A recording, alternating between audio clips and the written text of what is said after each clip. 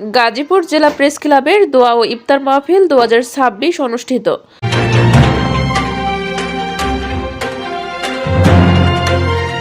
আসসালামু আলাইকুম দর্শক, সকলকে আমন্ত্রণ জানাচ্ছি বিবিআর নিউজে।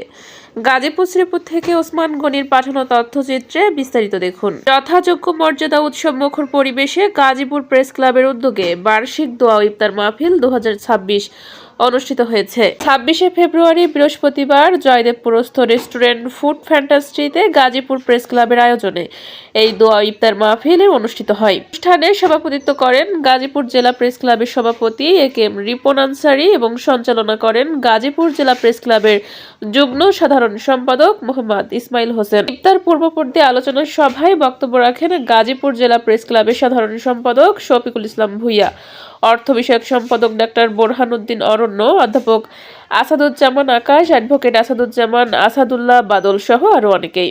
আরো উপস্থিত ছিলেন দৈনিক যুগান্তরের টঙ্গী প্রতিনিধি মোহাম্মদ আনোয়ার হোসেন, জেলা প্রেস ক্লাবের যুগ্ম সাধারণ সম্পাদক আক্তার হোসেন, সাংগঠনিক সম্পাদক আলী আসগর পিরু, জাকারিয়া আল মামুন, শ্রীপুর থানা রিপোর্টার্স ক্লাবের সাধারণ সম্পাদক মনসুরুল ইসলাম মাসুম ও শ্রীপুর থানা রিপোর্টার্স ক্লাবের সাংগঠনিক সম্পাদক ওসমান গনি সহ আরো অনেকেই।